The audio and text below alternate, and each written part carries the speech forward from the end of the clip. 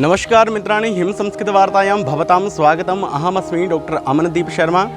अद्य अहमस्मि हिमाचलप्रदेशस्य चमलोगस्थिते राधाकृष्णमन्दिरे। एतत् मन्दिरं प्रसिद्धं वर्तते। अद्य व्यासपूर्णिमायाः दिवसः वर्तते, अतः अत्र विभिन्नाः गतिविधयः चलन्ति। अस्मिन् अवसरे जनाः गुरुदीक्षां प्राप्नुवन्ति तथा च गुरुपूजां कुर्वन्ति। गुरुपूजां कृत्वा ते यागम् अपि कुर्वन्ति। अत्र यागस्य कार्यक्रमः चलति, आगच्छन्तु चलामः।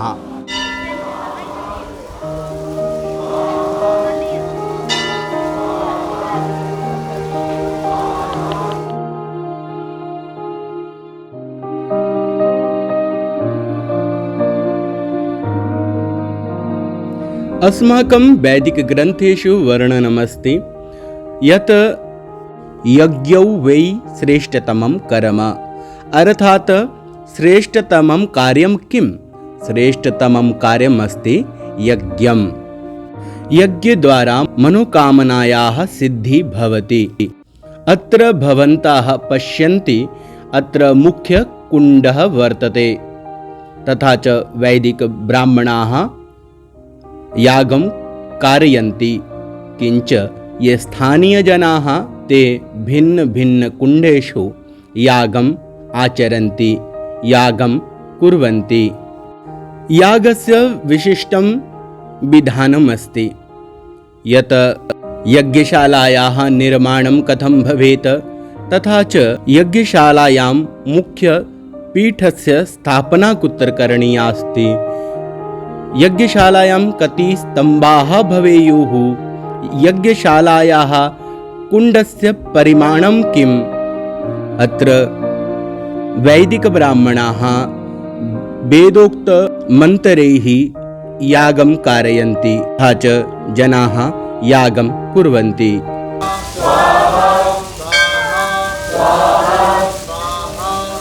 यागद्वारा सकलमनोरथानां पूर्तिः भवति।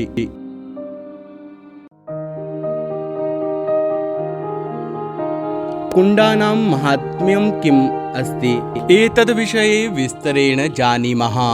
अस्माकं सह इदानीम् अस्ति डॉक्टर मनोजशैलः। मनोजशैलः दार्शनिकः, वैदिकब्राह्मणः अस्ति, तथा यज्ञविधानविषये जानाति। अतः वयं महोदयात् यज्ञविषये सर्वं वृत्तान्तं जानीमः। यज्ञो वै विष्णु, यज्ञ साक्षात विष्णु का रूप है। और यहाँ राधा कृष्ण मंदिर में यहाँ पर पंचकुंडी यज्ञशाला है। और विशेष रूप से यह मंदिर जो है भगवान श्री कृष्ण का मंदिर है, इसलिए इस पंचकुंडी यज्ञशाला में मुख्य जो हवन कुंड है, जिस बृहद हवन कुंड को आप देख रहे हैं, यह बृहद हवन कुंड जो है चतुरस्र कुंड है। इसकी चारों भुजाएं जो बराबर हैं और यह विष्णु का प्रतीक है। और इस कुंड में आहुतियाँ डालने से सब प्रकार की हमारी मनोकामनाएं पूर्ण होती है। इसलिए इस चतुरस्र कुंड का जो है विधान शास्त्रों में कहा गया है। अब मैं आपको जो है वो दूसरे कुंड में ले चलता हूँ। हमारा जो दूसरा कुंड है यह वृत्ताकार कुंड है।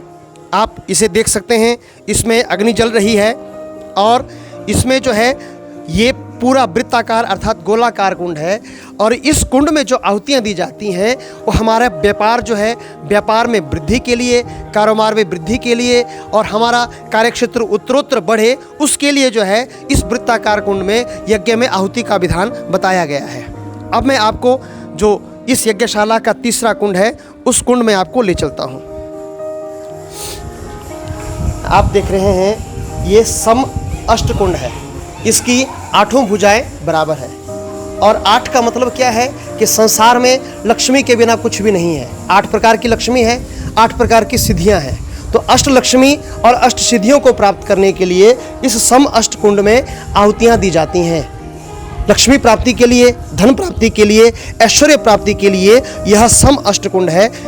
और इस समष्ट कुंड में लक्ष्मी को प्रसन्न करने के लिए जो है यजमान के द्वारा आहुतियाँ दी जाती हैं। अब मैं आपको अगले कुंड में ले चलता हूँ। जो हमारा कुंड है वह योनि कुंड है। योनि कुंड जो है इसमें शक्ति की जितनी भी आराधना होती है, शक्ति की आराधना इस कुंड में की जाती है। और इस कुंड में जो है विशेष रूप से संतान प्राप्ति के लिए, पुत्र प्राप्ति के लिए भी इस कुंड में आहुतियाँ दी जाती है। और दुर्गा का यह कुंड है, इसमें दुर्गा के मंत्रों से जितना भी आहुतियाँ होती हैं वो योनि कुंड में ही जो है दी जाती हैं।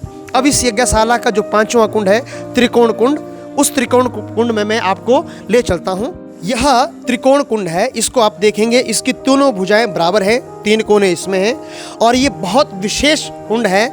आज के युग में देखा जाए तो मानव जीवन के 6 शत्रु हैं, काम, क्रोध, लोभ, मोह, मद और मत्सर। ये प्रतिदिन जो है वो मनुष्य को सताते रहते हैं और दूसरे भी कार्य क्षेत्र में भी अनेक प्रकार के रिपु जो हैं हमारे पैदा हो जाते हैं। तो शत्रुओं के नाश के लिए जो है यह त्रिकोण कुंड है। इस त्रिकोण कुंड में शत्रु नाश के लिए आहुतियाँ दी जाती हैं। इससे शत्रुओं का शमन होता है। शमन होने का मतलब है कि शत्रु शांत हो जाते हैं और भगवतीय कृपा जो है हमारे ऊपर बनती है। ये इस त्रिकोणीय कुंड का जो है यह महत्व है। शत्रुओं के शमन के लिए इसमें आहुति दी जाती है। इस प्रकार यज्ञ में नवकुंडीय यज्ञ होता है। अलग अलग विधान है जो यहाँ पर इस पावन यज्ञशाला में जो यहाँ देखने में आता है कि इस क्षेत्र की क्या पूरे हिमाचल की एक विशिष्ट यज्ञशाला है। इस ऐसी यज्ञशाला जो है कहीं अनायास ही हमें हिमाचल में देखने को मिलती है। तो इसमें ये 5 कुंडों का अलग अलग विधान है और भगवान नारायण को समर्पित है यज्ञशाला। इस यज्ञशाला को आप देख सकते हैं पूरे विधि विधान से। 16 स्तंभ यह यज्ञशाला है। इस यज्ञशाला के 16 स्तंभ हैं और 16 स्तंभों का जो है अपना अपना महत्व है। 4 द्वार हैं, चारों द्वारों में जो है चतुर्वेदों का जो है इसमें विधान किया है। पीठ इसमें स्थापित हैं, मध्यस्थ पीठ स्थापित है और चारों कोनों में 4 पीठ स्थापित हैं। यज्ञ के अनुसार जो है इन पीठों में देवताओं का विधान किया जाता है। और हमें क्योंकि शास्त्रों में कहा गया है, जैसे कि अमनदीप जी ने भी कहा कि यज्ञो वै श्रेष्ठतम कर्म, यज्ञ से बड़ा कोई कर्म नहीं है। तो उसके लिए इस प्रकार के यज्ञों का होना, ऐसी यज्ञशालाओं का होना भारतीय संस्कृति के, वैदिक संस्कृति के प्रचार प्रसार के लिए अत्यंत उपयोगी।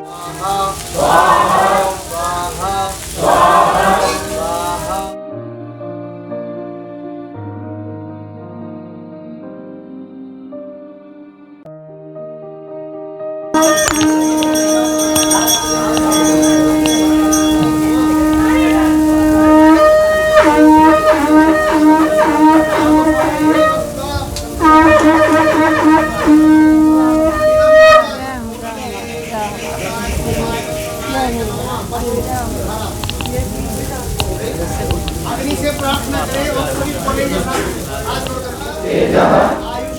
आयुष्यम आरोग्यम।